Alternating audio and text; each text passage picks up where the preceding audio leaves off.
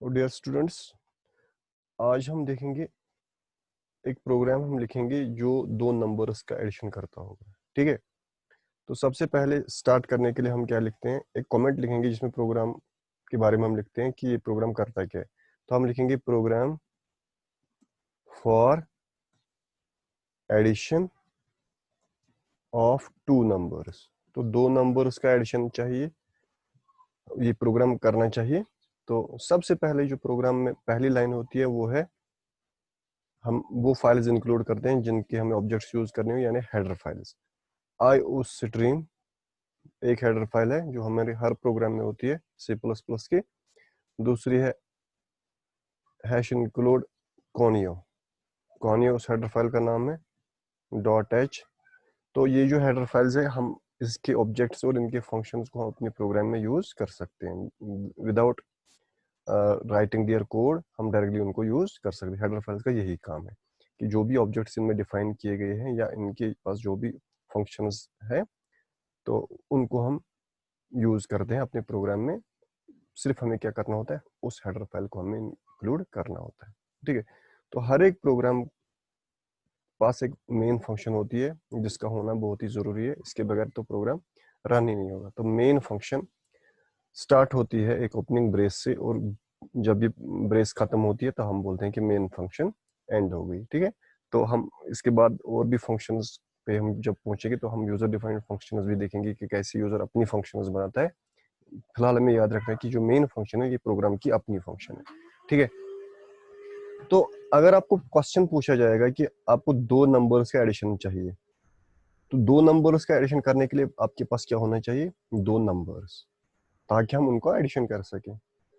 और हमारे कंप्यूटर के इस प्रोग्राम में हम नंबर्स को यूज करते हैं, डिफरेंट टाइप्स के नंबर्स को यूज करते हैं, जिसमें इंटीजर्स हैं, फ्लोटिंग टाइप नंबर्स हैं, या डबल नंबर्स हैं। हम किसी भी नंबर का एडिशन निकाल सकते हैं, लेकिन हमारे पास वो नंबर पहले होना चाहिए। और एक नंबर को हम कैसे यूज करेंगे, उसके लिए हमें एक वेरिएबल की जरूरत पड़ेगी जिसमें हम उसको स्टोर करेंगे, ताकि फिर हम उन दो वेरिएबल्स को आपस में एडिशन कर सके। तो वेरिएबल हमने बताया कि variable is a name of a memory location, जो हम अपना नाम रखते हैं, और उस मेमोरी लोकेशन का एड्रेस जो होता है उसको हम दूसरा नाम देते हैं अपने वेरिएबल के नाम से, ताकि हम उस मेमोरी एड्रेस पे जो भी वैल्यू होगा उसके साथ वो ऑपरेशंस कर सकें जो हमारे परमिसिबल है, जो हम ऑपरेशंस करना चाहते हैं, यानी कि एडिशन, सब्ट्रैक्शन, मल्टीप्लिकेशन, डिवीजन, कुछ भी ऑपरेशंस हम कर सकते हैं।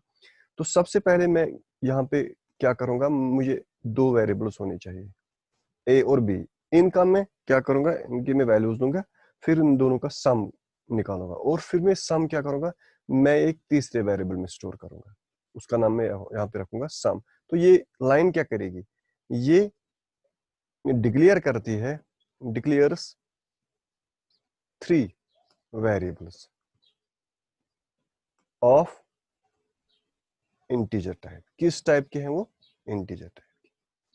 सिंपल, इस स्टेटमेंट का काम क्या है, तीन वेरिएबल्स को डिक्लेयर करना, कंपाइलर को बताना कि हमारे प्रोग्राम में ए, बी और सम तीन वेरिएबल्स होंगे जो इंटीजर टाइप के होंगे, यानी कि इनके वैल्यूज जो होंगे वो इंटीजर वैल्यूज होंगे। तो इन रिटर्न क्या होता है, कंप्यूटर की जब इस ये प्रोग्राम रन होता है तो उसको मेमोरी मिल जाती है। इस मेन फंक्शन को वहां पे मेमोरी, मेन के अंदर वेरिएबल्स है। अब इन वेरिएबल्स को हम, फॉर एग्जांपल हम मान के चलते हैं कि इंटीजर 4 बाइट्स लेता है, तो 4 बाइट्स ए के लिए, 4 बाइट्स बी के लिए और 4 बाइट्स सम के लिए क्या होगा, वो ऑलरेडी इनको एलोकेट किया जाएगा, ताकि इन बाइट्स में क्या रहे, हमारे वैल्यूज रहे।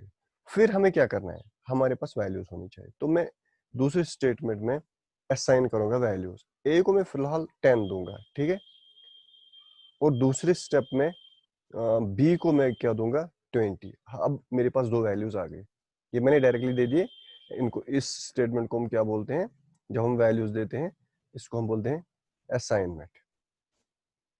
असाइन, असाइनमेंट, हमने क्या किया, असाइन किया, किसको, वैल्यू को। तो 10 किस में चला गया, ए में। ए क्या है, ए एक वेरिएबल है, हमने पहले ही डिक्लेयर किया। 20 किस में चला गया, बी में। बी क्या है, एक वेरिएबल है, इंटीजर वैल्यू ये ले सकता है। उसके बाद करना क्या है, उसके बाद मुझे ए और बी का क्या निकालना है, एडिशन निकालना, यानी कि मैं a प्लस बी लिखूंगा, नॉर्मल मैथमेटिक्स में a प्लस बी लिखूंगा। लेकिन ये a प्लस बी, इसका एडिशन क्या है, ये अभी किसी के पास नहीं है। इसको मैं क्या करूंगा, मैं इस एडिशन को, जो भी इसका एडिशन आएगा, यानी कि इसमें हमारे वैल्यू में 30 आएगा, 30 में किसी वेरिएबल को दूंगा। सम भी एक वेरिएबल है मेमोरी में, उसमें अभी तक कुछ नहीं था। अब सम में क्या आ गया, a प्लस बी का एडिशन, यानी अब वैल्यू किसके पास है, सम के। मुझे प्रिंट किसको करना है, सम को प्रिंट करना। प्रिंट करने के लिए मेरे पास कौन सा स्टेटमेंट होता है, सी आउट, फिर इंसर्शन ऑपरेटर, फिर यहां मैं a प्लस बी भी लिख सकता हूँ, वो भी प्रिंट हो जाएगा। लेकिन मेरा जो वैल्यू है वो सम के पास है, तो मैं सम का वैल्यू यहाँ पे प्रिंट करूंगा। और उसके बाद लास्ट में हम क्या लिखते हैं, गेट ch, ताकि स्क्रीन को हम होल्ड कर सकें और अपने रिजल्ट को हम स्क्रीन पे देख सकें। ठीक है, तो ये प्रोग्राम जब रन होगा तो स्टार्ट यहाँ से होगा। पहले डिक्लेरेशन होगी 3 वेरिएबल्स की, ये हमें पता नहीं चलेगा, ये तो ऑलरेडी ये कंपाइलर खुद करेगा। फिर असाइनमेंट होगी, ये हमने खुद लिखा है। फिर ये एडिशन होगा, और लास्ट में हमारे पास आउटपुट खाली ये दिखाएगा, सी आउट सम, क्योंकि सी आउट हमने स्क्रीन के लिए सम किया है। तो जब भी हम वैल्यू को सी आउट करेंगे, स्क्रीन पे लाएंगे, तब हम कोट्स नहीं लिखते हैं। वैल्यू जब होगा, या वेरिएबल कोई भी वेरिएबल हमें उसका वैल्यू स्क्रीन पे लाना होगा, तो हम कोट्स के बगैर लिखते हैं। अगर मैसेज लिखनी होगी तो उसके अंदर ये मैसेज जो होगी वो कोट्स में होगी। तो ये आपको यहाँ पे डिफरेंस याद रखनी है। तो कंट्रोल F9, प्रोग्राम को रन करेंगे। प्रोग्राम रन हुआ और स्क्रीन पे 30 आंसर आ गए, यानी कि हमारा जो सम वैल्यू है उसमें क्या स्टोर हुआ है, 30 हुआ है। देखो, अब मैं इसको 10 को चेंज करूंगा, मैं 20 लिखूंगा। कंट्रोल F9, अब सम के पास क्या आएगा, 40 आएगा। That means program is working. But ये प्रोग्राम क्या करेगा, ये हमेशा इन्हीं दो वैल्यूज को सम करेगा जो हमने यहाँ से दी है। तो हमें क्या करना पड़ेगा, प्रोग्राम को रन निकालना पड़ेगा, ओपन करना पड़ेगा, एडिट करना पड़ेगा वैल्यू को, तो हम दूसरे दूसरे वैल्यूज इसमें डाल सकें। लेकिन हम ऐसा करना चाहेंगे कि हम यूजर को ही मांगेंगे कि आप दो वैल्यू, कोई भी दो वेरिएबल्स का वैल्यू दे दो जो ए और बी में स्टोर होगा, और उसका एडिशन निकालना होगा। That that thing is possible. तो हम वो चीज कैसे करेंगे, पहले हम इनको कमेंट करेंगे। कमेंट का मतलब है ये अब लाइनें है ही नहीं, अभी मैं इसको रख रहा हूँ, मैं उनको हटा भी सकता हूँ, लेकिन मैं आपको समझाने के लिए अभी मैं इनको कमेंट कर रहा हूँ, ताकि आपको याद रहे कि हमने पहले क्या लिखा था। लेकिन कमेंट का मतलब है कि अभी कंपाइल नहीं होगा, ये अब है ही नहीं। तो अगर मैं इस वक्त प्रोग्राम को रन करूंगा, ए और बी में कोई वैल्यू है ही नहीं, क्योंकि ये जो लाइनें दो थी ए और बी को जो हमने वैल्यू दी थी, अब वो है ही नहीं। तो यहाँ पे क्या आएगा, एरर आएगा। देखो, एरर भी नहीं आया, लेकिन कुछ वैल्यू आ गया, 351378661, ये कहाँ से आ गया, इसको हम बोलते हैं ये गार्बेज वैल्यू है। ये गार्बेज वैल्यू मेमोरी में ऑलरेडी होता है, तो इसने उसी वैल्यू को उठा के उन दो को सम किया और सम में डाला, but that is not a valid result. ठीक है, तो वैलिड रिजल्ट लाने के लिए मैं क्या चाहता हूं, मैं यूजर से ही मांगू। यूजर से क्या मांगू, मैं यूजर को बोलूं, जब भी प्रोग्राम रन हो जाए तो पहले ही क्या हम बोलना चाहिए, यूजर को बोलना चाहिए। जैसे हम कोई कहीं पे कुछ देखते हैं ना, मैसेज आते हैं, do you want to continue, do you want to save, हम यस नो बोलते हैं, please enter your name, please enter your this thing that thing. ठीक है, तो हम भी ऐसा ही इंटरेक्टिव प्रोग्राम बनाना चाहते, तो मुझे क्या चाहिए, मुझे एक मैसेज चाहिए। मैसेज के लिए सी आउट, जब भी स्क्रीन पे कुछ लाना होगा तो हम सी आउट लिखते हैं। लेकिन मैसेज है तो इसमें कोट्स आएंगे, कोट्स में मैसेज लिखेंगे, हम लिखेंगे enter any two numbers. User को मांगेंगे 2 नंबर दे दो। ठीक है, तो फिर यहाँ पे सेमीकोलन, सेमीकोलन का मतलब है कि ये स्टेटमेंट खत्म। जब ये कंपाइल होगा, जब ये रन हो जाएगा, तो सी आउट, जब सी आउट का मतलब है कि स्क्रीन पे लाओ, तो स्क्रीन पे क्या लाएगा, अब ये मैसेज कोट्स में, तो स्क्रीन पे आएगा एंटर एनी टू नंबर। जब user enter any two numbers पर, वो क्या करेगा, ऑब्वियसली इंटरेक्टिव प्रोग्राम, तो वो प्रोग्राम अपने कीबोर्ड को देखेगा और वहां से नंबर्स टाइप करेगा। जब वो नंबर्स टाइप करेगा, नंबर्स लेने के लिए हमारे पास क्या, कौन सा ऑब्जेक्ट है, सी इन, और सी इन के साथ हम एक्सट्रैक्शन ऑपरेटर यूज करते हैं। तो सी इन, अगर मैं लिखूंगा ए, ये एक वैल्यू लेगा। ठीक है, मैं ऐसा करूंगा, मैं दूसरा सी इन लिखूंगा बी, ये दूसरा वैल्यू लेगा, यानी कि 2 बार ये 2 वैल्यूज तक कर्सर उसका वेट करेगा, जब तक वो 2 वैल्यू नहीं देगा। और उसके बाद जो वैल्यू यहाँ से आएंगे वो ए और बी में स्टोर होंगे, फिर वही होगा सम में ए प्लस बी का रिजल्ट स्टोर होगा और स्क्रीन पे सम आएगा। अब इसमें फर्क क्या है पिछले वाले प्रोग्राम, पिछले वाले में ये 20 और 20 को ऐड कर, अब जो मैं यहाँ से दूंगा उसी का एडिशन आएगा। देखो कंट्रोल F9 करेंगे, enter any two numbers, cursor wait कर रहा है किसका, नंबर 2 देने का। अब नंबर देने का तरीका क्या है, मैं 15 दूंगा, अगर मैं मुझे दूसरा नंबर भी देना है तो ऑब्वियसली अगर मैं इसके साथ ही लिखूंगा 15 और 15, ये दो नंबर, ये 15 और 15 हो गए एक नंबर। तो मुझे क्या करना है, मुझे एक नंबर लिखने के बाद या तो एंटर करना है या तो स्पेस डालना है ताकि मैं दूसरा नंबर दे सकूं। देखो ये दूसरा कर्सर किसका वेट कर रहा है, ये दूसरा सीन जो हमने लिखा है। तो मैं फिर से 15 दूंगा, अब ए में भी 15 है बी में भी। अब मैं एंटर करूँ, एंटर होने के बाद ये 15 दोनों जाएंगे किसमें, ए ए में 15 बी में 15 और सम को मिलेगा ए प्लस बी, यानी 15 प्लस 15 इज इक्वल टू 30। तो स्क्रीन पे प्रिंट होगा सम का value some is 30, some is 30। ठीक है, अब मैं क्या करूंगा, अब मैं इसको प्रोग्राम को कोई चेंज नहीं करना, मुझे सिर्फ रन करना है। मैं रन करूंगा, अब मुझे नंबर देने, मैं 100 दूंगा एक में और दूसरे में दूंगा 200, वैल्यू क्या आ गया, सम का वैल्यू 300।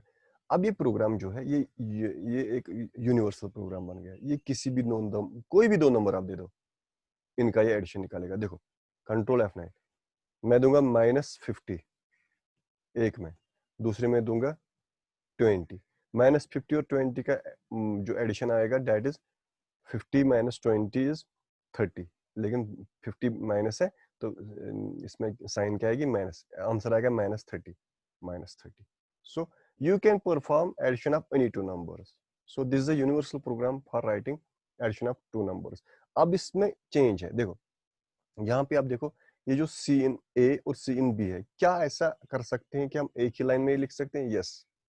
हमने अपने नोट्स में देखा होगा कास्केडिंग ऑफ ऑपरेटर्स होता है, और यानी कि हम एक ही लाइन में, ये इसको इंसर्शन ऑपरेटर बोलते हैं, उसको ये एक्सट्रैक्शन ऑपरेटर एक या एक से ज्यादा भी हम यूज कर सकते हैं। तो मुझे क्या करना है, मुझे यहाँ पे बी लिखना है। देखो ये फिर से कोई आपको ये नहीं दिखेगा कोई चेंज है, बस सेम प्रोग्राम है, 12 और 13, 25 आंसर। ठीक है, तो आप कास्केडिंग कर सकते हैं, आप एक ही लाइन में या तो सी आउट के साथ भी लिख सकते हैं। देखो अगर आपको इस सी आउट के साथ एक और मैसेज देने, एंटर एनी टू नंबर्स, फिर लिखना है, देखो एक और message, enter any two numbers for A and B, ये क्या है, ये मैसेज है, see the answer. Enter any two numbers for A and B, आ गए ना। तो हम एक ही लाइन में कोई भी वैल्यू दो देंगे, उसके बाद ये प्रोग्राम उसका सम निकाल। इसी तरह हम सब्ट्रैक्शन का भी प्रोग्राम लिख सकते हैं, सिर्फ क्या करना है, यहाँ पे निशानी चेंज करनी है, ऑपरेटर चेंज करना है। डिवीजन का भी निकाल सकते हैं, वैल्यूज दो मांगेंगे यूजर से, इसी तरह मॉड्यूलर डिवीजन का भी सिर्फ क्या करना है, सिर्फ हम यहाँ पे निशानी चेंज करें और ये वेरिएबल अपने हिसाब से रखेंगे। ठीक है, वेरिएबल नाम आपके हिसाब से होगा, तो सम में निकाल रहा हूँ, सम ही इसलिए वेरिएबल का नाम रखा है मैंने ताकि ये इंटरेक्टिव लगे। तो मेरे ख्याल से ये सबसे इम्पोर्टेंट और सबसे सिंपल प्रोग्राम है जो आपके सिलेबस में भी है, कि पहला प्रैक्टिकल जो आपका है यही है कि how to perform the addition of two numbers. तो आपने देखा सबसे पहले आपको हर एक प्रोग्राम में ये दो फाइलें इंक्लूड करनी है, आईओस्ट्रीम और कॉन्यो। तो लिखने का तरीका क्या है, हैश, ये प्री प्रोसेसर डायरेक्ट प्रोसेसर को बता, ये प्री प्रोसेसर डायरेक्टरी कंपाइलर को बताता है कि मेरे ये दो फाइलें जो हैं iostream.h जो आपकी लाइब्रेरी में मौजूद है, मैं अपने प्रोग्राम में ये यूज करना चाहता हूँ। वो बोलता है, उसको कोई एतराज नहीं होगा, कंपाइलर को कोई एतराज नहीं होगा, हम कोई भी हेडर फाइल यूज कर सकते हैं। फिर क्या करेंगे हम इस हेडर फाइल्स के ऑब्जेक्ट्स को यूज, फॉर एग्जाम्पल हमने iostream में सी आउट को यूज किया, सी इन को यूज किया, अगर ये iostream हमने इंक्लूड नहीं की होती, देखिए इसको मैं कमेंट करूंगा, ये एरर दिखाता।